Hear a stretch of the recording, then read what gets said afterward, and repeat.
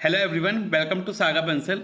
ये video class 10th के बच्चों के लिए बहुत खास होने वाली है क्योंकि इस वीडियो में मैंने मैथ्स टर्म 1 का सिलेबस पूरा का पूरा कवर किया है, जिसमें आपको सामने चैप्टर्स दिखाई दे रहे हैं। कौन कौन से चैप्टर्स आपके आने, सब बेसिक्स, फॉर्मूलेज, आइडेंटिटीज़, मैंने इस अकेली वीडियो में सारे कवर किया है। तो आपके लिए ये वीडियो बहुत खास होगी और आप अपने दोस्तों के साथ जरूर शेयर कीजिए, इसे ज़्यादा से ज़्यादा शेयर कीजिए ताकि सभी बच्चे इस वीडियो का बेनिफिट उठा सकें, चाहे वो हमसे किसी भी तरीके से कनेक्टेड हैं, फेसबुक से, यूट्यूब से, टेलीग्राम से, इंस्टाग्राम से, सबको बेनिफिट होना चाहिए। चलिए स्टार्ट करते हैं आपकी video.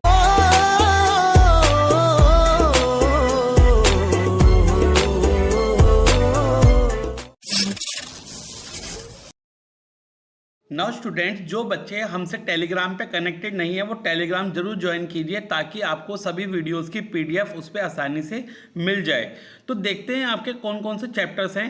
Real numbers, polynomial, pair of linear equations, coordinate geometry, triangles, trigonometry, area related to circles and probability, ये आपके चैप्टर्स इस वाले टर्म 1 के सिलेबस में इंक्लूडेड हैं। आप बारी बारी से देखते जाइए कि हमें क्या क्या इंपॉर्टेंट चीज इन चैप्टर्स में याद रखनी होगी।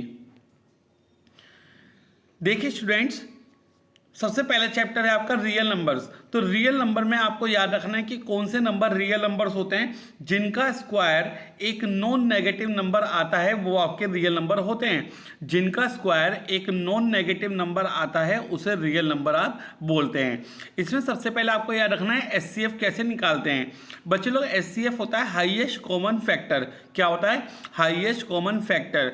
मैंने आपको एक इंपॉर्टेंट पॉइंट लिख के दिया है जो आपके क्वेश्चन में पूछा जा सकता है, क्या कि एचसीएफ जो होता है दो प्राइम नंबर का, वो 1 होता है। क्योंकि आप जानते हैं एचसीएफ कौन सी टर्म होती है जो आपकी कॉमन होती है। अब आपको पता है प्राइम नंबर तो अलग अलग होते हैं, तो उनके बीच में कॉमन सिर्फ क्या होता है? 1। तो यानी एचसीएफ जो होता है दो प्राइम नंबर का, या फिर उन्हें को प्राइम बोलते हैं, तो वो होता है आपका 1। प्राइम नंबर्स कौन से होते हैं? जो अपने ही टेबल में आते हैं, जो खुद से कटते हैं या 1 से कटते हैं, वो आपके प्राइम नंबर होते हैं। जैसे 2 है, 3 है, 5 है, 7 है, 11 है, 13 है, 17 है, 19 है, 23 है, 29 है, एंड सो ऑन। ये आपके प्राइम नंबर्स होते हैं। ठीक है। अब कंपोजिट नंबर कौन से होते हैं? बच्चे लोग, कंपोजिट नंबर वो होते हैं जो दूसरे के टेबल में आते हैं। कंपोजिट नंबर कौन से होते हैं? जो दूसरे के टेबल में आते हैं वो आपके कंपोजिट नंबर होते हैं। जैसे 4 है, 6 है, 8 है, 9 है, 10 है, तो ये नंबर्स आपके दूसरे के टेबल में आते हैं, तो वो कंपोजिट नंबर होते हैं। पर 1 ना तो प्राइम होता ना कंपोजिट होता, इन्हें इन कैटेगरी से बाहर रखा गया है ना। उसके बाद आता है आपका fundamental theorem of arithmetic. What is the fundamental theorem of arithmetic? It state that कि हर कंपोजिट नंबर को आप प्राइम नंबर के प्रोडक्ट के फॉर्म में लिख सकते हैं। अब जैसे आप जानते हो कोई भी कंपोजिट नंबर है 16, आपको कंपोजिट नंबर 16 दिखा रखा है, तो मैं इसे 2 × 2 × 2 × 2 के फॉर्म में, यानी कि प्राइम नंबर के फॉर्म में से लिख सकता हूँ। तो ये हो जाएगा मेरा 16 = 2 की पावर 4। तो यानी मैं प्रोडक्ट ऑफ प्राइम के फॉर्म में किसी भी कंपोजिट नंबर को लिख सकता हूं। ठीक है, बात समझ में आ रही है? चलिए आगे देखिए। अब जैसे मैंने 168 का प्राइम फैक्टर निकाल के दिखा रखा है, 168 को सबसे छोटे नंबर से डिवाइड करना स्टार्ट कीजिए। किससे? सबसे छोटे नंबर से डिवाइड करना स्टार्ट कीजिए। तो पहले 168 को डिवाइड कीजिए 2 से। ठीक है, तो 84, फिर ये 2 से जाएगा 42, फिर ये 2 से जाएगा 21, अब ये 7 से, ये 3 से जाएगा। ठीक है, 2 के बाद आएगा 3, प्राइम नंबर से डिवाइड करना है, तो 3 से काटेंगे तो 7, फिर 7 से काटेंगे तो 1। तो आपके जो इसके प्राइम फैक्टर्स आ जाएंगे वो आ जाएंगे 2 × 2 × 2 × 3 × 7। तो these are the prime factors. Now the important formula between LCM and HCF. बच्चे लोग, इसके ऊपर एक नया क्वेश्चन आता ही आता है। ये क्या रिलेशन होती है? HCF × LCM = A × B। क्या रिलेशन होती है? HCF × LCM = product of 2 numbers. ठीक, HCF × LCM = product of 2 number, that is A and B। अब होता क्या है कि आपको इन चारों में से कोई भी 3 चीज दे रखी होंगी और आपको 4 चीज निकालनी होगी। तो बच्चे लोग डिवाइड मल्टीप्लाई करके आप उसे निकाल सकते हो। ठीक है। टर्मिनेटिंग डेसिमल क्या होते हैं, नॉन टर्मिनेटिंग डेसिमल क्या होते हैं? बच्चे लोग ध्यान से समझिएगा। टर्मिनेटिंग और नॉन टर्मिनेटिंग। टर्मिनेटिंग यानी जो कट जाए, नॉन टर्मिनेटिंग यानी जो ना कटे। ठीक है। अब सिंपली समझ लो, हमें क्या करना है, हमें डिनोमिनेटर में 10 के फैक्टर बनाने हैं। किसके फैक्टर बनाने हैं? 10 के। तो देखिए इन्होंने दे रखा है 2 की पावर n इंटू 5 की पावर m, 2 की पावर n इंटू 5 की पावर m। इसका मतलब है कि मुझे बेस में 2 इंटू 5 की पावर बनानी है। क्या बनानी है? बेस में 2 इंटू 5 की पावर बनानी है, और जितनी पावर मेरी आएगी उतनी डिजिट से वो कटेगा। अगर किसी भी डिनोमिनेटर में 2 के या 5 के फैक्टर हैं, अगर उसके अलावा कोई और फैक्टर आ जाते हैं तो नंबर आपका नॉन टर्मिनेटिंग हो जाता है। कैसा नंबर हो जाता है आपका? नॉन टर्मिनेटिंग हो जाता है। याद रखेंगे, कैसा नंबर हो जाता है? Non terminating. आगे देखिए जरा,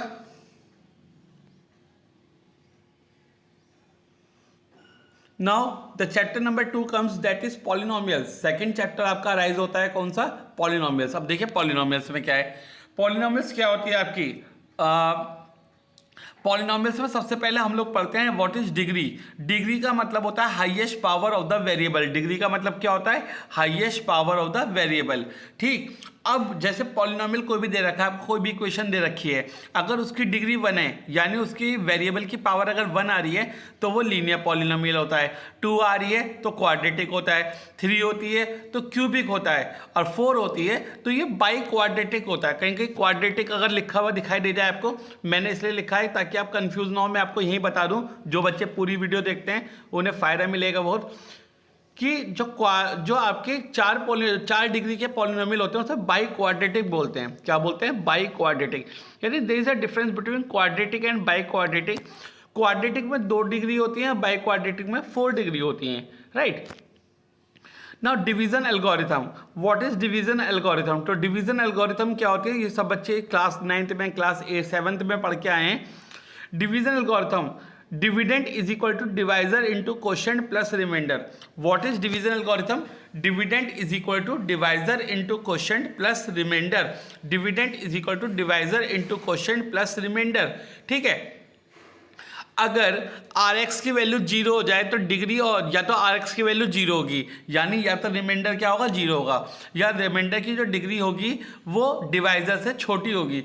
हमेशा याद रखना ये कंडीशन है क्या, कि या तो रिमाइंडर आपका 0 होगा, या आपकी डिग्री की जो आपकी रिमाइंडर है, रिमाइंडर की डिग्री हमेशा डिवाइजर की डिग्री से छोटी होगी। ये जो आपकी रिमाइंडर की डिग्री है वो डिवाइजर की डिग्री से हमेशा छोटी होगी। Now relation between zeros and coefficient. ठीक है, टॉपिक आने लायक है पेपर में। तो इसमें हम क्या निकालते हैं? सबसे पहले याद रखिए कि क्वाड्रेटिक इक्वेशन होती क्या है। ax² plus bx plus c, ये आपकी क्वाड्रेटिक इक्वेशन होती है। ax² plus bx plus c, ax² plus bx plus c, ax² plus bx plus c, जहाँ पे a 0 नहीं हो सकता। अगर a 0 हो गया तो ये आपकी क्वाड्रेटिक नहीं रह जाएगी, ये आपकी लीनियर हो जाएगी। ठीक है, अगर a 0 हो गया तो ये आपकी क्या बन जाएगी इक्वेशन? ये आपकी लीनियर इक्वेशन बन जाएगी, फिर ये आपकी क्वाड्रेटिक नहीं रहेगी। सबसे पहले निकालते हैं हम sum of zeros. Sum of zeros का फॉर्मूला क्या होता है आपका? -b/a। याद रखेंगे। जैसे कोफिशिएंट ऑफ x, x का कोफिशिएंट क्या है आपका? b। कोफिशिएंट ऑफ x² का कोफिशिएंट क्या है? a। तो अल्फा प्लस बीटा किसके इक्वल आ जाएगा? -b/a के। ठीक है, और alpha into beta that is the constant term. Constant term क्या है आपकी? c। And coefficient of x² that is a, तो अल्फा इंटू बीटा आ जाएगा c/a। तो अल्फा प्लस बीटा -b/a और अल्फा इंटू बीटा c/a। याद रखेंगे। अभी क्यूबिक पॉलिनोमियल है बच्चे लोग, क्यूबिक पॉलिनोमियल आपके कोर्स से कट चुका है, इसलिए मैं इसे नहीं कराऊंगा आपको, है ना। सिर्फ क्वाड्रेटिक पॉलिनोमियल है, क्यूबिक पॉलिनोमियल नहीं है। पर फिर भी कोई चाहता है तो आप जिज्ञासा को लिख सकते हैं, मैं आपको समझा दूंगा। ठीक है, इसके बाद alpha beta are the zeros of the quadratic polynomial. अगर किसी क्वेश्चन में आपको जीरोस गिवन है और आपको क्वाड्रेटिक पॉलिनोमियल निकालना है, क्या निकालना है? क्वाड्रेटिक पॉलिनोमियल निकालना है, तो उसका फॉर्मूला बच्चे लोग ये होता है, सीधा सीधा आप लगाइए। क्या होता है? x² minus alpha plus beta into x, यानी sum of zeros into x plus alpha into beta is equal to 0। ठीक है, ये फॉर्मूला आप लगाएंगे। That means x² minus sum of zeros into x plus product of zeros is equal to 0। ये आपका formula होता है। कब लगाना है आपको? जब आपको जीरोज गिवन है क्वेश्चन में और आपको क्वाड्रेटिक पॉलिनोमियल निकालना है। ठीक है, आगे बढ़ें। ये नहीं करना है आपको, क्यूबिक पॉलिनोमियल आपके कोर्स से कट चुका है, right. Now the chapter number 3। Chapter number 3 आपको क्या कहता है, pair of linear equation in 2 variables. ये आपका चैप्टर नंबर 3 है। इसमें क्या करना है, सबसे पहले आपको लीनियर इक्वेशन जाननी है कि लीनियर इक्वेशन की इक्वेशन होती क्या है। लीनियर मतलब लाइन, एक लाइन की इक्वेशन क्या है, that is called linear equation, ठीक है। वो क्या होती है, ax plus b y plus c is equal to 0, ax plus b y plus c is equal to 0, that means the equation of linear equation, जहाँ पे a b c आपके real numbers होते हैं। बच्चे लोग कुछ भी हो सकता है, -1 भी हो सकता है, -2 भी हो सकता है, 3 भी हो सकता है, 4 भी हो सकता है, कुछ भी हो सकता है, पर a और b आपके 0 नहीं हो सकते। बच्चे लोग अगर a और b 0 हो जाएंगे तो वेरिएबल भी खत्म हो जाएंगे, राइट। तो अगर आपको लीनियर इक्वेशन लिखनी है 2 वेरिएबल में, तो a और b की वैल्यू 0 नहीं हो सकती। क्या नहीं हो सकती, a और b की वैल्यू 0 नहीं हो सकती। जैसे मैंने आपको एग्जांपल लिख के दिया है 2x प्लस 3y प्लस 7 इज इक्वल टू 0, जहाँ पे a की वैल्यू 2 है, b की वैल्यू 3 है और c की वैल्यू आपकी 5 नहीं है, आपकी 7 है, ठीक है। इसे ठीक कर लीजिएगा, a की वैल्यू 2 है, b की वैल्यू 3 है और c की वैल्यू क्या है आपकी 7 है, तो यहाँ पे 7 कर लीजिएगा आप, राइट। तो ये आपके रियल नंबर्स होते हैं। तो ये आपकी लीनियर इक्वेशन गिवन है 2 वेरिएबल्स में, ठीक है। अब सॉल्यूशन करते हैं, अगर किसी भी लीनियर इक्वेशन का अगर हम सॉल्यूशन करते हैं तो यानी कि जो पॉइंट्स निकालेंगे वो उस इक्वेशन को सेटिस्फाई करने चाहिए, वो पॉइंट्स आपके उस इक्वेशन को सेटिस्फाई करने चाहिए। देखिए जैसे मैंने क्या काम करा, मैंने 2x plus 3y equal to 5 equation ली और उसके जो पॉइंट्स बताए वो बताए 1,1। तो यानी अगर मैं x की जगह 1 रखता हूँ, y की जगह 1 रखता हूँ, तो मेरी राइट हैंड साइड के इक्वल आनी चाहिए। मैंने x की जगह 1 रखा, y की जगह 1 रखा, तो 2 प्लस 3 आ जाएगा 5, तो यानी मेरा सोल्यूशन वैलिड है।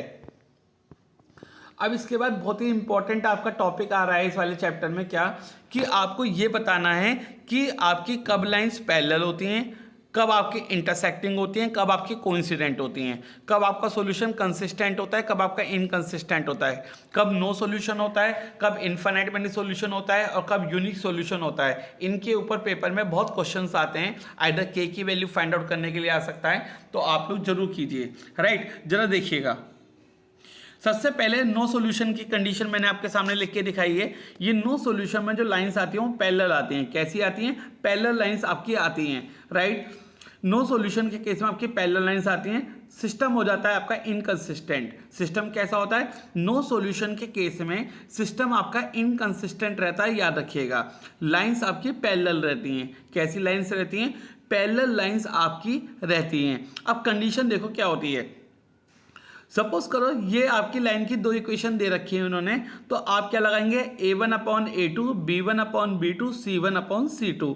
अब जो x के साथ लिखा होता है, सपोज कुछ नहीं है तो 1, y के साथ कुछ, सपोज करो यहाँ y के साथ 2 है, यहाँ विदाउट xy के साथ -4 है, यहाँ a2 आपका 2 है, ठीक है, b2 आपका 4 है, c2 आपका -12 है। तो जब आप इसे इस फॉर्म में पुट करेंगे तो a1/a2 equal to b1/b2 but not equal to c1/c2, that means the lines are parallel. तो ये कंडीशन होती है पैरेलल लाइन्स की। नाउ नेक्स्ट बच्चों, ये आपकी कंसिस्टेंट सिस्टम ऑफ इक्वेशन है, यानी अगर यूनिक सॉल्यूशन होगा और इनफाइनाइट मैनी सॉल्यूशन होगा, अगर यूनिक सॉल्यूशन होगा और इनफाइनाइट मैनी सॉल्यूशन होगा तो सिस्टम आपका कंसिस्टेंट होगा। कंसिस्टेंट का मतलब है कि सिस्टम का एक ना एक सॉल्यूशन आएगा ही आएगा। सबसे पहले बात करते हैं यूनिक सॉल्यूशन की। अब यूनिक सॉल्यूशन का मतलब है कि लाइंस आर इंटरसेक्टिंग। लाइंस कैसी हैं, इंटरसेक्टिंग लाइंस है। कैसी लाइन है, इंटरसेक्टिंग लाइंस आपकी हैं, यानी पॉइंट आपका एक जो लाइंस हैं आपकी वो एक पॉइंट पे इंटरसेक्ट करेंगी ही करेंगी। और सॉल्यूशन कैसा होता है आपका, यूनिक। कैसा सॉल्यूशन होता है, यूनिक, यानी एक सॉल्यूशन आएगा लाइन का। अब जैसे इसकी कंडीशन क्या होती है, a1/a2 not equal to b1/b2। अगर किसी क्वेश्चन में a1/a2 not equal to b1/b2 आपका आ जाता है तो यानी आपका सिस्टम कैसा है, आपका सिस्टम यूनिक है और कंसिस्टेंट है। और लाइंस कैसी हैं आपकी, लाइंस आपकी इंटरसेक्टिंग लाइंस हैं। और कंडीशन क्या आएगी इसकी, a1/a2 not equal to b1/b2। याद रहेगा, आगे बढ़ें। नाउ देखिए आगे थर्ड केस है आपका इनफाइनाइट मैनी सॉल्यूशन के लिए। ये सबसे ज़्यादा आता है आपका इनफाइनाइट मैनी सॉल्यूशन। इसमें लाइंस कैसी होती हैं बच्चे लोग, कोइंसिडेंट लाइंस होती हैं। कैसी लाइन होती हैं, कोइंसिडेंट लाइंस आपकी होती हैं। तो इसकी कंडीशन क्या होती है, a1/a2 इक्वल होता है b1/b2 के, नॉट इक्वल टू c1/c2। इसका क्या मतलब है कि 2/4 यानी 1/2, 3/6 यानी 1/2, -9/-18 यानी 1/2। तो तीनों आपके इक्वल आ रहे हैं, a1/a2 इक्वल आ रहा है b1/b2 के, इक्वल आ रहा है c1/c2 के। तो जब तीनों आपके इक्वल आ रहे हैं तो लाइन्स आर आपकी कोइंसिडेंट, लाइन्स आपकी कोइंसिडेंट हो जाती हैं और सॉल्यूशन आपका इनफाइनाइट मैनी सॉल्यूशन हो जाता है। और condition a1/a2 equal to b1/b2 equal to c1/c2। Coincident lines का मतलब पता है ना सभी बच्चों को, कोइंसिडेंट लाइंस का मतलब होता है एक के ऊपर एक लाइन, ठीक है। तो ये लाइंस आपकी कोइंसिडेंट है, यानी एक के ऊपर दूसरी लाइन है। अब पेयर ऑफ लीनियर इक्वेशन को सॉल्व करने के दो मेथड हम लोग पढ़ते हैं, कौन कौन से, सब्स्टिट्यूशन और एलिमिनेशन। अगली वीडियोस में देखेंगे कि सब्स्टिट्यूशन मेथड और एलिमिनेशन मेथड क्या होते हैं, राइट। अभी तो हम पे टाइम कम है क्योंकि मुझे शॉर्ट वीडियो बनानी है और बच्चों को ज़्यादा से ज़्यादा समझाना है, तो नेक्स्ट वीडियोज़ में देखेंगे वो। कोऑर्डिनेट ज्योमेट्री, कोऑर्डिनेट्स के हम लोग पोजीशन ऑफ पॉइंट बताते हैं with the help of coordinates. तो इसमें सबसे पहले पढ़ते हैं हम डिस्टेंस फॉर्मूला, यानी डिस्टेंस बिटवीन टू पॉइंट्स। अगर हमने दो पॉइंट कंसीडर किए हैं, ए जिसके कोऑर्डिनेट x1 y1 हैं, बी जिसके कोऑर्डिनेट्स x2 y2 हैं, तो दोनों के बीच में अगर हमें डिस्टेंस निकालना है तो इसका फॉर्मूला होता है √x2 - x1 का whole square plus y2 - y1 का होल स्क्वायर, √x2 - x1 का whole square plus y2 - y1 का होल स्क्वायर। तो ध्यान रखेंगे पहले b वाले के अगर ए बी निकालना है तो b वाले के कोऑर्डिनेट्स में से a वाले के माइनस होंगे, अगर आपको b a निकालना है तो a वाले में से b वाले के माइनस होंगे, याद रखेंगे। अगर आपको बच्चे लोग, अगर आपको ए बी निकालना है तो बी वाले में से ए वाले माइनस होंगे, और अगर आपको बी ए निकालना है तो आपके ए में से बी वाले माइनस होंगे। बस लिखने का फ़र्क है, आंसर सेम आएगा। क्यों? क्योंकि स्क्वायरिंग हो रही है अंदर, है ना। तो माइनस का अगर आता है तो वो प्लस हो जाएगा, बट रिप्रेजेंटेशन ठीक होनी चाहिए। Distance of point A from origin, बेटा दोनों में से एक पॉइंट ओरिजिन आ गया है, ओरिजिन के कोऑर्डिनेट्स क्या होते हैं 0 0, तो यानी कि या तो x1 y1 0 कर लो या x2 y2 0 कर लो। तो सिंपल फॉर्मूला इसका क्या बन जाएगा, d = √x² + y², ठीक है। अब इसके बाद बच्चे लोग क्या आता है आपका, इसके बाद आता है आपका सेक्शन फॉर्मूला। क्या आता है इसके बाद, सेक्शन फॉर्मूला। अब सेक्शन फॉर्मूला कहता है, सपोज कीजिए मेरे पास एक लाइन है ए बी, मेरे पास एक लाइन है ए बी जिसमें एक पॉइंट है पी एक्स वाई, एक पॉइंट है पी एक्स वाई, ठीक है। वो लाइन को डिवाइड कर रहा है किस रेशो में, वो किसी भी लाइन को डिवाइड कर रहा है एक रेशो में m/n में, वो किसी भी लाइन को डिवाइड कर रहा है m/n में इंटरनली। इंटरनली का मतलब अंदर डिवाइड कर रहा है, ठीक है। एक होता है एक्सटर्नली, एक्सटर्नली हमारे कोर्स में नहीं है, हमारे कोर्स में सिर्फ इंटरनली कि इंटरनल डिवीज़न हो रहा है, ठीक है।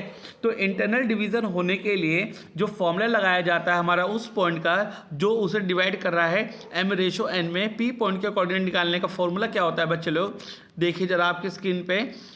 x का कोऑर्डिनेट निकालने का फॉर्मूला होता है mx2 + nx1 / m + n, और y निकालने का फॉर्मूला होता है my2 + ny1 / m + n। देखिए मैंने जो रिप्रेजेंटेशन दी है, मैंने m को m1 रखा है और मैंने n को m2 रखा है। एक ही बात है, सिर्फ रिप्रेजेंटेशन है, सिर्फ रिप्रेजेंटेशन का फ़र्क है, बाकी कुछ नहीं है। अभी आप कहेंगे कि हमने तो m और n में पढ़ा है, ये अगर m लेते हो, ये अगर n लेते हो, तो मैंने यहाँ पे m1 लिया है, यहाँ पे मैंने m2 लिया है, सिर्फ रिप्रेजेंटेशन का फ़र्क है और कुछ नहीं है। आप ये लगा सकते हैं mx2 + nx1 / m + n, my2 + ny1 / m + n, ये आप लगा सकते हो। और अगर डिवीज़न मिड पॉइंट पे हो रहा है, किस पे हो रहा है डिवीज़न, मिड पॉइंट पे, तो मिड पॉइंट का फॉर्मूला होता है x1 + x2/2 y1 + y2/2। ये किसका फॉर्मूला होता है, ये मिड पॉइंट का फॉर्मूला होता है, याद रखिएगा। नाउ इसके बाद आता है बच्चे लोग area of triangle. Area of triangle अगर आपको 3 पॉइंट्स गिवन है, अगर आपको 3 पॉइंट गिवन है तो एरिया ऑफ ट्रायंगल निकालने का क्या फॉर्मूला होता है। सपोज ये ए है, ये बी है, ये सी है, इसके कोऑर्डिनेट x1 y1 हैं, इसके कोऑर्डिनेट x2 y2 हैं, इसके कोऑर्डिनेट x3 y3 हैं। तो आपका मिड पॉइंट का आपका area of triangle, mid point हम कर चुके हैं, एरिया ऑफ ट्रायंगल निकालने का क्या फॉर्मूला होता है जरा देखिएगा। ½ x1 पहले x1 का कोऑर्डिनेट लेंगे, फिर y2 माइनस y3, यानी जिसका x ले रहे हैं बाकी बचे हुए दोनों का y लेंगे। ऐसे चलेगा 1 2 3 2 3 1 3 1 2। इस तरीके से आप लोगों को याद करना है। Half x1 y2 minus y3 plus x2 y3 minus y1 plus x3 y1 minus y2। तो ऐसे याद कर सकते हैं आप, x1 फिर आपका 2 और 3, x2 फिर आपका 3 और 1, फिर आपका x3 फिर 1 और 2, यानी कि बच्चे लोग जिसका x आएगा उसका बचा हुआ दोनों का क्या आएगा, y आएगा। ठीक है, याद रखिएगा। और आपको एक बात और याद रखनी है, अगर 3 पॉइंट्स कोलिनियर हैं, अगर 3 पॉइंट्स कोलिनियर हैं तो एरिया शुड बी 0। आपको पता है अगर 3 पॉइंट सेम लाइन पे लाई कर रहे हैं तो क्या वो ट्रायंगल बनाएंगे? जब वो ट्रायंगल नहीं बनाएंगे तो एरिया भी क्या हो जाएगा, 0 हो जाएगा। ठीक है, याद रखिएगा। Now the next chapter comes out, the most awaiting chapter, that is trigonometry. Introduction to trigonometry chapter number 8 बहुत ही easy है, बहुत ही खास है। ठीक है, आप लोग बहुत आराम से कर पाएंगे। सपोज कीजिए आपके पास एक राइट एंगल ट्रायंगल है। ट्रिग्नोमेट्री आपकी डील करती है एंगल से, साइड से, हाइट ऑफ ट्रायंगल से, स्पेशली राइट एंगल ट्रायंगल। कौन सा triangle? Right angle triangle. Suppose कीजिए मेरे पास 3 पॉइंट्स हैं ए और बी। ठीक है, मेरे पास 3 पॉइंट्स हैं ए, बी और सी। 90 डिग्री वाला एंगल कौन सा है आपका? Angle B. 90 वाला आपका एंगल बी है, क्योंकि आपको पता है राइट एंगल ट्रायंगल होने के लिए एक एंगल 90 का होना जरूरी है। 90 के सामने वाली साइड को बोलते हैं हाइपोटेन्यूज। क्या बोलते हैं 90 के सामने वाली साइड को? 90 के सामने वाली साइड को बोलते हैं हाइपोटेन्यूज। अब जो एंगल आप सेलेक्ट कर रहे हो, सपोज करो मैं एंगल ए लेता हूं, तो एंगल के सामने वाला होता है परपेंडिकुलर। एंगल के सामने वाला होता है परपेंडिकुलर, 90 के सामने वाला होता है हाइपोटेन्यूज और बचा हुआ होता है बेस, क्योंकि 3 ही साइड होती हैं। तो 90 के सामने वाला हाइपोटेन्यूज, एंगल के सामने वाला परपेंडिकुलर और बचा हुआ बेस। ये आप लोग याद रखेंगे। अब इसके बेसिस पे हम लोग 6 ट्रिग्नोमेट्रिक रेशियोज पढ़ते हैं बच्चे लोग। कितने? 6। साइन ए, साइन होता है perpendicular upon hypotenuse. Cos, base upon hypotenuse. Tan, perpendicular upon base. Cot, cot होता है टेन का उल्टा, बेस अपॉन परपेंडिकुलर। कोसेक होता है साइन का उल्टा, हाइपोटेन्यूज अपॉन परपेंडिकुलर। सेक होता है कॉस का उल्टा, हाइपोटेन्यूज अपॉन बेस। ठीक है, आपको 3 याद करने हैं, sine A, cos A, tan A. Perpendicular upon hypotenuse, base upon hypotenuse, perpendicular upon base. बाकी सब क्या हो जाएंगे? सबके उल्टे हो जाएंगे। Now relation between trigonometric identities. कुछ इंपॉर्टेंट आइडेंटिटीज मैंने आपको लिखे नहीं है, जैसे टेन को साइन और कॉस के फॉर्म में क्या लिख सकते हैं? Sine A upon cos A.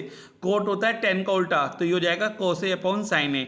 Cosec किसका उल्टा होता है? साइन का, 1 अपॉन साइन ए। सेक किसका उल्टा होता है? कॉस का, 1 अपॉन कॉस ए। ठीक है, याद रखिएगा। और टेन और कॉट आपस में उल्टे होते हैं, आप पढ़ चुके हो। Now square law. Square law बहुत इंपॉर्टेंट है क्वेश्चन करने के लिए, याद रखिएगा। Sine square x plus cos square x किसके इक्वल होता है? 1 के। Sine square x plus cos square x किसके इक्वल होता है? 1 के। याद रखेंगे। ये फॉर्मूला तब लगाएंगे जब आपको साइन दे रखा हो, कॉस निकालना हो, कॉस दे रखा हो, साइन निकालना हो, तो आप इससे निकाल सकते हो। 1 plus cot square x is equal to cosec square x. ये कब लगाएंगे? कॉट दे रखा हो, कोसेक निकालना हो, कोसेक दे रखा हो, कॉट निकालना हो, तो ये वाला फॉर्मूला लगेगा। 1 plus tan square x is equal to sec square x. तो आपको पता ही लग गया होगा टेन और सेक के बीच में ये रिलेशन होती है। फिर हम बाकी की चीज़ें निकाल सकते हैं इससे। इसके बाद आता है आपका ट्रिग्नोमेट्रिक टेबल। ट्रिग्नोमेट्रिक टेबल बहुत खास है आपके क्वेश्चन करने के लिए। क्यों खास है? क्योंकि इसमें वैल्यूज आपसे पूछी जाती हैं। अब वैल्यूज आपको कैसे याद करनी है जरा वो समझ लीजिए। साइन, कॉस, टेन, कॉट, सेक, कॉसेक, ये 6 ट्रिग्नोमेट्रिक रेशियोज आपको पता है। 6 ट्रिग्नोमेट्रिक रेशियोज होते हैं, साइन, कॉस, टेन, कॉट, सेक और कॉसेक। ये 6 ट्रिग्नोमेट्रिक रेशियोज बच्चे लोग आपके होते हैं। ठीक है, अब हमें इन पे वैल्यू याद करनी है, 0 पे, 30 पे, 45 पे, 60 पे और 90 पे। ये वैल्यूज हमें याद करनी है। तो सबसे पहले साइन की वैल्यू याद करते हैं। साइन 0 क्या होता है बच्चे लोग? 0। साइन 30 क्या होता है आपका? देखो साइन 0 होता है 0, साइन 30 होता है 1/2, साइन 45 होता है 1/√2, साइन 60 होता है √3/2, साइन 90 होता है 1। बस आपको ये 5 वैल्यू याद करनी है। ठीक है, साइन 0 0, साइन 30 1/2, साइन 45 1/√2, साइन 60 √3/2 और साइन 90 होता है आपका 1। सिर्फ आपको ये 5 वैल्यू याद करनी है। अब कॉस की वैल्यू लिखने के लिए साइन की वैल्यू उल्टी कर दो। ठीक है। कॉस की वैल्यू लिखने के लिए साइन की वैल्यू उल्टी कर दो, तो कॉस 0 होता है आपका 1, कॉस 30 होता है √3/2, कॉस 45 होता है 1/√2, कॉस 60 होता है 1/2, कॉस 90 होता है 0। अब आपसे एक क्वेश्चन पूछा जाता है यहाँ पे क्या, कि साइन और कॉस आपके किस एंगल पे बराबर होते हैं। तो साइन और कॉस आपके 45 डिग्री एंगल पे बराबर होते हैं। साइन और कॉस आपके 45 डिग्री एंगल पे बराबर होते हैं। क्या आप बात ये याद रखेंगे? ठीक है। नाउ tan क्या होता है? Sine upon cos. अभी हमने पढ़ा है tan क्या होता है? Sine upon cos. तो आप tan की वैल्यू सारी साइन को कॉस से डिवाइड करके निकाल सकते हैं। कॉट फिर किसका उल्टा हो जाएगा? कॉट रेसिप्रोकल हो जाएगा tan का। सेक किसका रेसिप्रोकल हो जाएगा? कॉस का। कोसेक किसका रेसिप्रोकल हो जाएगा? साइन का। तो इस तरीके से आप पूरी ट्रिग्नोमेट्रिक टेबल बना के याद कर सकते हो। ये अनडिफाइंड जो लिखे हुए हैं, यानी इनकी वैल्यू अपॉन में 0 आ रही होगी तो वो अनडिफाइंड हो जाते हैं। ठीक है, जैसे 0/1 अगर उल्टा करोगे तो 1/0 हो जाएगा, तो वो वैल्यू आपकी अनडिफाइंड हो जाएगी। याद रखेंगे? पक्का? पक्के वाला याद रखेंगे? ठीक है। Now chapter number 6 that is triangles. ये ट्राइंगल्स आपका चैप्टर है, ज्योमेट्री का चैप्टर है, बहुत इजी चैप्टर है, बहुत अच्छे से समझना है आप लोगों को। समझिए जरा क्या क्या चीज़ें बोली है इसमें। सबसे पहले है सिमिलर फिगर्स। बच्चे लोग, दो फिगर सिमिलर कैसे होती हैं आपकी? दो फिगर सिमिलर तब होती हैं जब उनकी शेप तो सेम हो पर साइज अलग हो सकता है। आपने एक टर्म पढ़ी होगी जिसे बोलते हैं कॉन्ग्रुएंसी। ठीक है, कॉन्ग्रुएंट कब होती हैं? जब उनके शेप और साइज एग्जैक्टली सिमिलर होते हैं तो वो कॉन्ग्रुएंट होते हैं। पर यहाँ पे क्या होंगे आपके? यहाँ पे सिमिलर होंगे। क्यों? क्योंकि शेप सेम है पर साइज में डिफरेंस होगा, दैट इज कॉल्ड सिमिलर।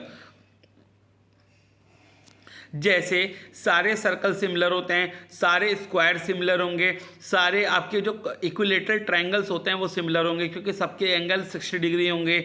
तो यहाँ से एक बात निकल के आई क्या, कि सारी कॉन्ग्रुएंट फिगर तो सिमिलर हो सकती हैं। क्यों? क्योंकि उनके शेप भी सेम है और साइज भी सेम है।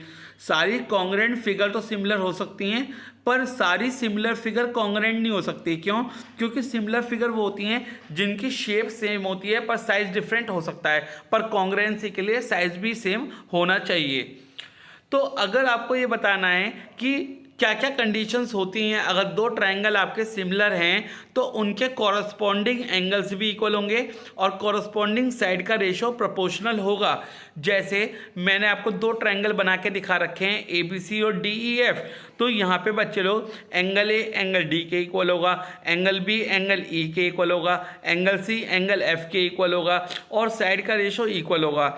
AB/DE, BC/EF और AC/DF आपस में इक्वल बच्चे लोग होंगे प्रोपोर्शनल में। तो दोनों ट्रायंगल सिमिलर हो जाएंगे। सभी को सिमिलर का साइन लगाना आता है ना बच्चे लोग, ये है सिमिलर का साइन। ठीक है, अगर इसके नीचे दो ऐसे लग जाते हैं तो ये कॉन्ग्रुएंट बन जाते हैं, यानी सिमिलर भी हैं, और इक्वल टू का मतलब दोनों आपस में इक्वल भी हैं। तो सिमिलैरिटी का साइन ये वाला होता है, जस्ट लाइक टेढ़ा एस। ठीक है, चलिए आगे। The most important theorem that is basic proportionality theorem. बच्चे लोग इसे BPT बोलते हैं। क्या बोलते हैं इसे? BPT और थिल्स थ्योरम बोलते हैं। क्या बोलते हैं? BPT और थिल्स थ्योरम। कब लगाते हैं थ्योरम? जब आपको साइड का रेशो में 2-3 साइड दे रखी होती हैं और नेक्स्ट साइड आपसे पूछी गई होती है। ठीक है, बहुत ईजी है। थिल्स थ्योरम लगाने के लिए बच्चे लोग आपको एक चीज़ बहुत ज़रूरी आनी चाहिए, क्या? कि एक लाइन आपकी किसी भी साइड के पैरेलल होनी चाहिए ट्रायंगल के। मैं आपको स्टेटमेंट पढ़ के बता देता हूं कि if a line is drawn parallel to one side of the triangle then the line is divided in the same ratio. देखो AD/DB किसके इक्वल होगा? AD/DB किसके इक्वल होगा? AE/EC के। कब? जब DE पैरेलल होगी आपके BC के। जब DE पैरेलल है BC के, जब DE पैरेलल है BC के, तो AD/DB किसके इक्वल हो जाएगा? AE/EC के इक्वल हो जाएगा। तो ये कब लगाएंगे? जब आपकी एक साइड पैरेलल है किसी भी साइड ऑफ ट्रायंगल के। ठीक है, तो AD/DB किसके इक्वल होता है? AE/EC के। गिवन क्या है? DE parallel to BC। अब इसमें हम कितने भी कन्वर्जन कर सकते हैं। AD/DB is equal to AE/AC। छोटी साइड अपॉन बड़ी साइड, छोटी साइड अपॉन बड़ी साइड। आप इसे उल्टा भी कर सकते हो, DB/AB is equal to EC/AC। आप इसे उल्टा भी कर सकते हो। तो इन तीनों तरीके से आपकी थिल्स थ्योरम और BPT लग सकती है। नाउ एरिया रेशो थ्योरम बहुत ही ज़्यादा इंपॉर्टेंट है, बहुत ही ज़्यादा खास है, बस समझ लो पेपर में आने ही आने हैं इसके ऊपर 1-2 क्वेश्चन तो, ठीक है। पेपर में इसके ऊपर 1-2 क्वेश्चन आपके आने ही आने हैं, तो जरूर कीजिएगा, ठीक है। क्या कहती है, सपोज कीजिए आपके पास 2 ट्रायंगल हैं ABC और DEF, तो जो एरिया ऑफ ट्रायंगल का रेशो है, यानी area of triangle ABC divide by area of triangle DEF, ठीक है, बहुत इंपॉर्टेंट थ्योरम है। Area of triangle ABC divide by area of triangle DEF किसके इक्वल होता है, साइड के रेशो के स्क्वायर के, AB अपॉन DE का स्क्वायर, BC अपॉन EF का स्क्वायर, AC अपॉन DF का स्क्वायर। तो ये आपका क्या होता है, ये आपका एरिया रेशो थ्योरम होता है, पर लगेगी तभी कब, जब 2 ट्रायंगल आपके सिमिलर होंगे। Condition for similarity triangle is that the 2 triangles will be similar, that is area ratio theorem तभी लगाएंगे जब 2 ट्रायंगल सिमिलर होंगे, तो यानी area of triangle ABC divide by area of triangle DEF which is equal to AB upon DE का square, BC upon EF का square, AC upon DF का whole square, ठीक है। इस तरीके से हम लोग इसे क्वेश्चन में लगा सकते हैं। नाउ हाँ, इसी तरीके से जैसे आपको दिखाई दे रहा है कॉरस्पॉन्डिंग साइड्स के प्रोपोर्शनल होता है, ऐसे आपके एरिया ऑफ ट्रायंगल का रेशो कॉरस्पॉन्डिंग एल्टीट्यूड के इक्वल भी हो सकता है और एंगल बाइसेक्टर के इक्वल भी हो सकता है। इसके बाद पाइथागोरस थ्योरम पढ़ते हैं हम। पाइथागोरस थ्योरम बच्चे लोग बचपन से पढ़ते हुए आ रहे हो कि अगर हम एक राइट एंगल ट्रायंगल की बात करते हैं तो हाइपोटेन्यूज का जो स्क्वायर होता है वो आपके दोनों साइड के स्क्वायर के सम के इक्वल होता है, यानी कि AC का स्क्वायर लॉन्गेस्ट साइड का square is equal to perpendicular का स्क्वायर AB का स्क्वायर प्लस बेस का स्क्वायर BC स्क्वायर के इक्वल होता है। तो AC square is equal to AB square plus BC square के इक्वल होता है आपका। नेक्स्ट इज बच्चे लोग converse of Pythagoras theorem. Pythagoras theorem का कन्वर्स हम लोग करते हैं तो इसका उल्टा हो जाता है, क्या कि अगर आपका कहीं पे अगर आपका AC का square is equal to AB का स्क्वायर प्लस BC के स्क्वायर के इक्वल है, तो यानी कि आपका जो एक एंगल है अपोजिट एंगल जो है लॉन्गेस्ट साइड के वो आपका 90 डिग्री हो जाता है।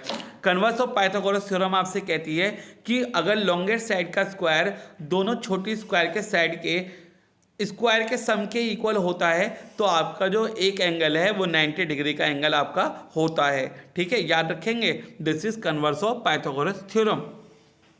The next chapter comes out to be the second last chapter, that is area related to circle। सबसे शॉर्ट में मैंने आपको ये चैप्टर दिया है एरिया रिलेटेड टू सर्कल। जो लोग बच्चे बोलते हैं बहुत हार्ड है, बच्चे लोग बिल्कुल भी हार्ड नहीं है, सबसे ज़्यादा इजी चैप्टर आपका है और हम आपके लिए और भी ज़्यादा इजी बना देंगे इसे। Circle, what is circle? Circle is a set of point जिसका कॉमन डिस्टेंस होता है सेंटर से, दैट इज कॉल्ड रेडियस। और ट्वाइस ऑफ रेडियस को क्या बोलते हैं हम लोग? डायमीटर। ट्वाइस ऑफ रेडियस को क्या बोलते हैं? Diameter.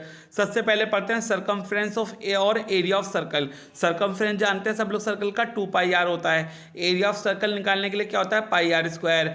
Area of semi circle क्या होता है आपका? हाफ πr स्क्वायर, क्योंकि वो आधा होता है। और पेरीमीटर क्या होता है सेमी सर्कल का? देख लीजिए जरा, आप लोग कहेंगे सर नहीं क्या बता दिया है, ये सेमी सर्कल है आपका, तो ये हो गया आपका πr और ये हो गया आपका r प्लस r 2r, ठीक है। तो πr प्लस 2r आपका पेरीमीटर होता है सेमी सर्कल का, याद रखिएगा, बहुत से लोगों को पता नहीं होता है, राइट। अगर हमें रोटेटिंग व्हील के क्वेश्चन करने हैं तो आप लोग याद रखेंगे नंबर ऑफ रोटेशन अगर मुझे निकालना है किसी व्हील के कि कितना मिनट कि 1 मिनट में कितना रेवोल्यूशन होगा, रोटेशन होगा, तो आप लोग याद रखेंगे कि जितना डिस्टेंस आपने कवर किया है और उसे डिवाइड कर देंगे सरकमफ्रेंस से, ठीक है। सरकमफ्रेंस का फॉर्मूला आपको पता ही है, 2πr होता है, तो मेरे नंबर ऑफ रोटेशन आ जाएंगे कि व्हील ने कितने चक्कर लगाए हैं। Now rotation of the hands of the clock, आप लोगों को पता होना चाहिए जब मिनट वाली सुई पूरे की पूरी घूम जाती है एक बार तो कितना एंगल बनाती है? 360 डिग्री एंगल बनाती है, और 1 मिनट में 6 डिग्री एंगल बनता है। सिर्फ आप ये याद रखेंगे कि 1 मिनट में कितना एंगल बनता है? 6 डिग्री। तो क्वेश्चन में आपको जितना भी मिनट दे रखा है एंगल निकालने के लिए, आप 6 से मल्टीप्लाई कर देंगे तो आपका थीटा आ जाएगा, यानी कि एंगल आ जाएगा। तो आप लोग याद रखेंगे कि मिनट वाली जो सुई है वो 1 मिनट में 6 डिग्री एंगल बनाती है। अब अगर मैं आर वाली ले लूँ, कौन सी वाली? आर वाली, तो 12 घंटे में कितना एंगल बनेगा? जब आर वाली सुई 12 घंटे घूमेगी तो कितना एंगल बनेगा? 360 डिग्री। और 1 मिनट में कितना बनेगा? 30 डिग्री। तो आप लोग याद रखेंगे कि जो घंटे वाली सुई होती है वो 1 मिनट में 30 डिग्री एंगल बनाती है। अब जितने भी घंटे में आपको गिवन हो उतने से मल्टीप्लाई कर देना। नाउ राइट साइड पे देखिए length of arc and area of sector, इसके ऊपर बहुत क्वेश्चन आते हैं बच्चे लोग। सबसे पहले लेंथ ऑफ आर्क क्या होता है, देखिए अगर मैं एक सर्कल बनाऊं, अगर मैं सर्कल के ऊपर छोटा सा पोर्शन कट करता हूं तो इसे लेंथ ऑफ आर्क बोलते हैं। क्या बोलते हैं? Length of arc. और इसका फॉर्मूला क्या होता है? 2 पाई आर थीटा अपॉन 360। क्या फॉर्मूला होता है? 2 पाई आर थीटा अपॉन 360। बहुत से बच्चे मुझसे कहते हैं सर ये 2 से काट दो, अगर ये 180 हो जाए तो हम इसे पाई आर थीटा अपॉन 180 भी तो लगा सकते हैं, कोई प्रॉब्लम है? बच्चे लोग कोई प्रॉब्लम नहीं है, आप इसे पाई आर थीटा अपॉन 180 भी लगा सकते हो सीधा लेंथ ऑफ आर्क को। एरिया ऑफ सेक्टर का फॉर्मूला होता है pi are square theta upon 360। Area of sector का क्या फॉर्मूला होता है? Pi are square theta upon 360, याद रखेंगे। इसे हम दूसरे फॉर्मूले से भी रिप्रेजेंट कर सकते हैं, half into L into R. आप एरिया ऑफ सेक्टर के दो फॉर्मूले याद रखेंगे, pi are square theta upon 360 और हाफ एल इंटू आर। अगर किसी क्वेश्चन में लेंथ ऑफ आर गिवन है तो आप यहाँ से सीधा फॉर्मूला एरिया ऑफ सेक्टर का ये लगा सकते हैं, हाफ एल इंटू आर, तो आपका क्वेश्चन बहुत ईजी हो जाएगा। इसके बाद पेरीमीटर ऑफ द सेक्टर, बच्चे लोग कुछ मिसिंग है यहाँ पे, इसे ठीक कर लीजिएगा। पेरीमीटर ऑफ सेक्टर ये होता है, ये सारी लेंथ होती है, सेक्टर होता है आपका, ये सारी लेंथ होती है आपकी, ठीक है। तो सेक्टर क्या होता है आपका? आर प्लस आर यानी कि 2r। तो पेरीमीटर सेक्टर का 2r तो यहाँ से आ गया जो लिख रखा है इन्होंने, और ये होता है 2 पाई आर थीटा अपॉन 360 जो ये ऊपर लिखा था, ठीक है। इसका 360 नीचे रह गया है, आप इसे ठीक से लिख लेना, ठीक है। 2 पाई आर थीटा अपॉन 360, तो यानी कि पेरीमीटर ऑफ द सेक्टर का फॉर्मूला हो गया 2r plus 2 pi R theta upon 360, ठीक है। नाउ इसके बाद एरिया ऑफ रिंग क्या होता है बच्चे लोग? रिंग सब लोग जानते हैं, रिंग में क्या होता है? आउटर सर्कल का एरिया माइनस इनर सर्कल का एरिया। आउटर सर्कल का area pi capital R square minus pi small R square, तो ये रिंग का एरिया आपका आ जाता है, ठीक है।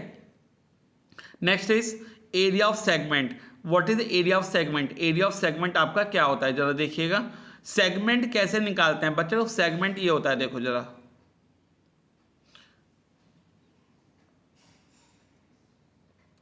ये सपोज करो आपका एक सेक्टर है, यहाँ मैं क्या बनाता हूँ, यहाँ ट्रायंगल बनाता हूँ, ये आपका सेंट्रल एंगल थीटा हो जाएगा, ठीक है।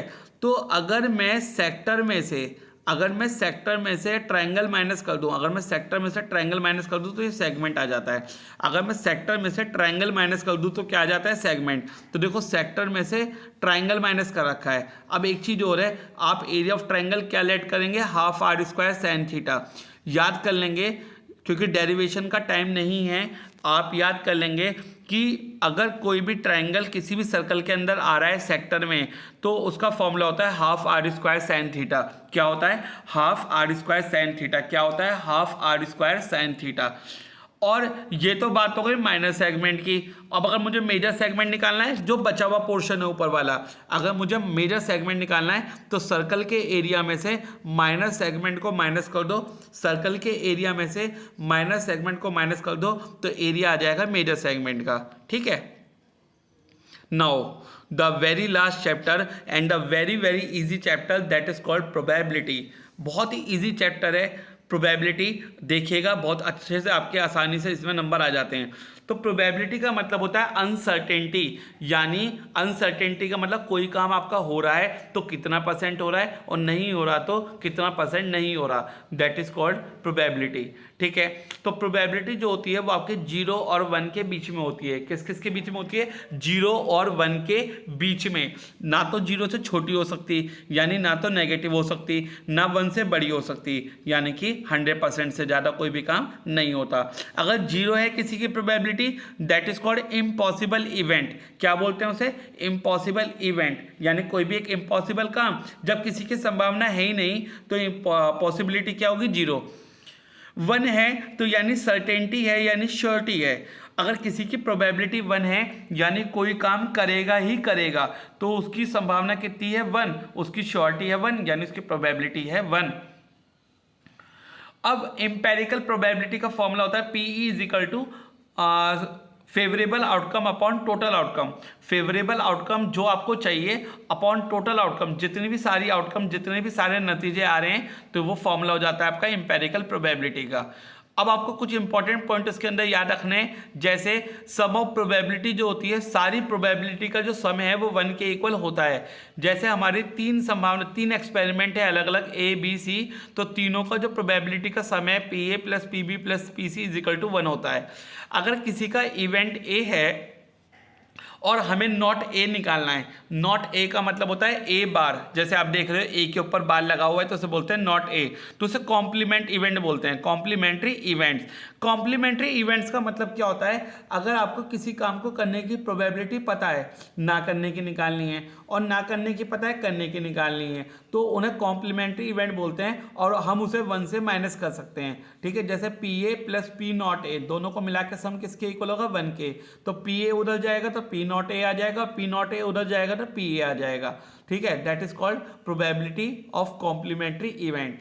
अगर किसी सॉरी अगर किसी इवेंट की प्रोबेबिलिटी 0 है तो यानी वो इम्पॉसिबल इवेंट है। अगर किसी इवेंट की प्रोबेबिलिटी 1 है तो यानी कि वो श्योर इवेंट है। क्या है वो आपका श्योर इवेंट। तो प्रोबेबिलिटी लाई करती है आपकी 0 और 1 के बीच में, या तो 0 होगी या 1 होगी, या तो 0 से बड़ी होगी या 1 से छोटी होगी। ठीक है, ना तो 0 से छोटी हो सकती ना 1 से बड़ी हो सकती। अगर मैं कॉइन की बात करूं तो अगर मैंने एक सिक्का उछाला है तो मेरे 2 आउटकम आएंगे, या तो हेड आएगा या टेल आएगा। अगर मैंने 2 सिक्के उछाले हैं तो मेरे 4 आउटकम आएंगे, या तो हेड टेल आएगा या टेल हेड आएगा, या टेल हेड आएगा या टेल टेल आएगा। ठीक है, याद रखिएगा, मैंने 2 सिक्के उछाले तो 4 आउटकम, मैंने 3 सिक्के उछाले तो 8 आउटकम आएंगे। कितने आएंगे, 8 आउटकम आएंगे। आपके सामने लिखा हुआ है 3 coins possible outcomes are that is this. तो यानी कि 3 सिक्के उछालने पे लगातार मेरे 8 नतीजे बनेंगे। Now about dice. डाइस सबने देखा होगा, पासा होता है, जो पासा फेंकते हैं लूडो में खेलते हैं, है ना, सांप सीढ़ी में खेलते हैं, वो आपका डाइस होता है। उसकी 6 फेस होती हैं, 1 2 3 4 5 6। ठीक है, तो अगर मैंने एक बार डाइस फेंका तो कितने आउटकम आएंगे, 6 आउटकम मेरे आएंगे। अगर मैंने 2 डाइस एक साथ फेंके तो मेरे कितने आउटकम्स आएंगे, अगर 1 के 6 हैं तो 6 के कितने हो जाएंगे, 36। तो यानी कि मेरे 36 आउटकम आते हैं 6 की पावर 2, इसे 6 का स्क्वायर बोलते हैं। आपका कॉइन चलता है 2 की पावर में, आपका जो डाइस है वो चलता है 6 की पावर में। तो 2 डाइस फेंके तो 36 आउटकम आपके आएंगे। जैसे पहले में 1 आए, दूसरे में 1 आए, पहले में 1 आए, दूसरे में 2 आए, पहले में 1 आए, दूसरे में 3 आए। तो इस तरीके से 36 आउटकम आपके हो सकते हैं। अब कुछ फैक्ट्स लिखे गए हैं जिज्ञासा की तरफ से। क्या, अगर 1 डाई फेंका तो 6 आउटकम, 2 डाई फेंके तो 36 आउटकम, 3 डाइस फेंके तो 2 1 6, यानी 6 की पावर 1, 6 की पावर 2, 6 की पावर 3। 1 सिक्का उछाला तो 2 आउटकम, 2 सिक्के उछाले तो 4 आउटकम, 3 सिक्के उछाले तो 8 आउटकम्स आपके आते हैं, 2 की पावर 1, 2 की पावर 2, 2 की पावर 3। Now about cards. बच्चे लोग 52 कार्ड्स होते हैं आपके 4 सूट में। सूट बोलते हैं ग्रुप को। कितने ग्रुप्स होते हैं कार्ड के, 4 ग्रुप्स होते हैं, क्लब, हर्ट, स्पेड और डायमंड। हर्ट और डायमंड आपके रेड कार्ड्स होते हैं, क्लब और स्पेड आपके ब्लैक कार्ड्स होते हैं। यानी 26 काले हो गए और 26 लाल हो गए। सारे जो चारों सूट होते हैं वो 13-13 के होते हैं। इसी मिला के 52 पत्ते टोटल होते हैं। 26 लाल, 26 काले। लाल में आते हैं हर्ट और डायमंड, ब्लैक में आते हैं क्लब और स्पेड। अब हर 13 पत्तों में 4 ऑनर कार्ड्स होते हैं। कितने कार्ड होते हैं, 4 ऑनर कार्ड्स। अब ये ऑनर कार्ड्स कौन कौन से होते हैं, हर किसी बच्चे को पता नहीं होता है ऑनर कार्ड्स कौन कौन से होते हैं, तो ध्यान रखिएगा। इक्का, किंग, क्वीन और जैक, ये आपके 4 कार्ड हर सूट में कौन से होते हैं, ऑनर कार्ड्स होते हैं। इन्हें बोलते हैं ऑनर कार्ड। यानी सारे फेस कार्ड आपके ऑनर कार्ड्स के अंदर होते हैं, पर सारे ऑनर कार्ड फेस कार्ड के अंदर नहीं होते। अगर तुमसे पूछा जाए what is the probability of honour cards being in a face card, तो आप बोलेंगे 0। व्हाई, क्यों, क्योंकि फेस कार्ड कौन से हो सकते हैं, फेस कार्ड सारे के सारे होते तो है ही नहीं। ठीक है, अगर इक्का आ गया तो इक्का तो प्रेजेंट होगा नहीं फेस कार्ड में। तो आप लोग याद रखेंगे ऑनर कार्ड्स कौन से होते हैं, यानी कि एस होता है, इक्का, आपके इक्का होता है, आपका जैक होता है, आपका किंग होता है और आपकी क्वीन होती है। हर सूट में 4 होते हैं, तो 4 सूट में 16 हो जाएंगे। फेस कार्ड आपके 12 होते हैं जिनके ऊपर फेस बना होता है, जैक, किंग और क्वीन। जैक, किंग और क्वीन ये आपके क्या होते हैं, ये आपके फेस कार्ड होते हैं। हर सूट में 3 होते हैं, तो 4 सूट में आपके 12 हो जाएंगे। ठीक है, हर सूट में 3 होते हैं तो 4 सूट में कितने हो जाएंगे, 12। तो 12 फेस कार्ड होते हैं, 6 लाल 6 काले। 16 ओनर कार्ड्स होते हैं, 8 लाल और 8 काले। ठीक है, तो याद रखिएगा बिल्कुल अच्छे से। और हर सूट में अगर मैं ऑनर कार्ड्स निकाल देता हूं तो कौन कौन से पत्ते बचते हैं, 2 बचता है, 3 बचता है, 4 बचता है, 5 बचता है, 6, 7, 8, 9, 10 आपके बचते हैं अगर मैं ऑनर कार्ड्स को निकाल देता हूँ, यानी 13 में से 4 गए तो हर सूट में आपके 9 कार्ड्स बचेंगे और 9 चौक 36, तो 36 कार्ड आपके बचेंगे अगर मैं ऑनर कार्ड्स निकाल देता हूँ 16। ठीक है, तो बच्चे लोग आई होप कि सभी बच्चों को ये वीडियो पसंद आई होगी बहुत ज़्यादा, क्योंकि मैंने एक ही वीडियो में आपको पूरा का पूरा सिलेबस करा दिया है टर्म 1 का, right. So don't be thankful, आप लोग बस इसे कवर कर लीजिए और ज़्यादा से ज़्यादा बच्चों को शेयर कीजिए, क्योंकि मैं इजी सिंपल कॉन्सेप्ट आपके लिए लाता हूँ जिससे आपके कॉन्सेप्ट बहुत इजी हो जाएं। आप लोग सागर बंसल को यानी कि मुझे टेलीग्राम पे, यूट्यूब पे, फेसबुक पे, इंस्टाग्राम पे, स्नैपचैट पे, लिंक्डइन पे ज्वाइन कर सकते हैं। हमें फॉलो कीजिए ताकि आपको बेनिफिट हो, ज़्यादा से ज़्यादा बच्चों को शेयर कीजिए। ठीक है, ये है आपकी अपनी क्लासेज, जिज्ञासा क्लासेज, जहाँ पे आपको मैथ्स, साइंस, एप्टीट्यूड, रीजनिंग की अच्छे से अच्छी नॉलेज प्रोवाइड कराई जाती है, वेदर ऑनलाइन और ऑफलाइन। आप हमें ऑफलाइन भी ज्वाइन कर सकते हैं मेरठ में, ऑनलाइन भी ज्वाइन कर सकते हैं थ्रू आउट इंडिया, चाहे आप CBSE बोर्ड के बच्चे हों, चाहे आप ICSE बोर्ड के बच्चे हों और चाहे आप UP बोर्ड के बच्चे हों। तो हमारा पैनल है सबसे बेटर, जिसमें आपको बेस्ट एक्सपीरियंस टीचर और वेल क्वालिफाइड टीचर आपको अक्रॉस द इंडिया और मेरठ आपको मिलते हैं। So good luck students, all the best, have जिज्ञासा, जिज्ञासा है तो मुमकिन है।